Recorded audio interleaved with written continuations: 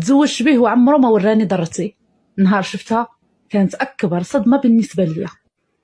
كنت عايشه مع دارنا وكانوا عندي 3 ديال خواتاتي، كلهم تزوجوا الا انا اللي جا دايما هازا نيوفي وما عجبني حال.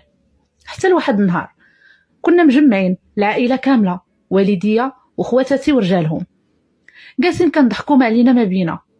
هو يجي واحد راجل اختي قال لي بغيت نقول لك واحد الحاجه، واخا راني عارف مسبقا انك انت اصلا ما غاديش تبغي وما غاديش تقبلي، ولكن قلت ندير اللي عليا.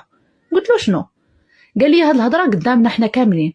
قال لي كاين واحد السيد صاحبي، سيد مزوج ولكن ما رزقوش ربي بالوليدات، ومراته موافقه انها تزوجه، وهو النهار اللي شافك معايا فاش كنا خارجين انا واختك وشافك معانا صراحه عجبتيه، وقال لي الا كان ممكن انك تهضر معها وقول لها بلي انا باغي المعقول وباغي نتزوج بها.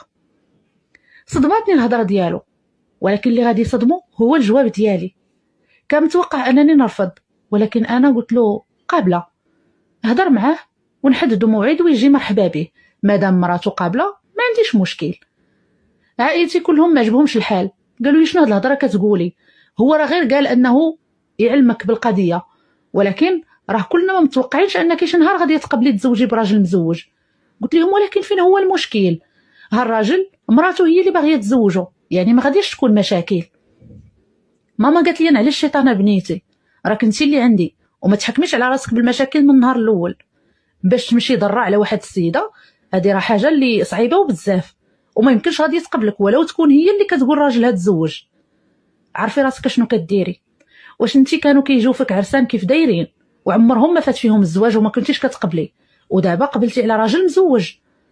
قلت لهم شوفوا انا دابا قررت بس صافي بغيت نتزوج، وهاد السيد انا قابله به، وبديت كنسول على احواله وظروفه كيف دايره.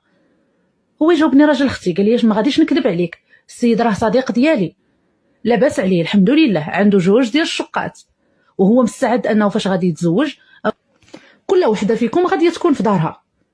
ايوا قلت لي ما شنو بغيتو اكثر؟ السيد الحمد لله ها هو ميسور، غادي نعيش مع حياتي بخير، وغادي نكون حتى انا في داري بوحدي وما غادي يكون عندي حتى شي علاقه مع هاد السيده او لا مشاكل. وانا البنات من النوع ديال الناس اللي راسهم قاصح، ومستحيل انهم الا قرروا واحد القرار يتراجعوا عليه بسهوله. القرار سواء كان غلط او كان صحيح كنمشي فيه حتى للنهايه. قلت لهم صافي هاد السيد بغيتو. راجل اختي ديك الساعه قال لي صافي حتى انا غادي نعلمو بالقرار ديالك.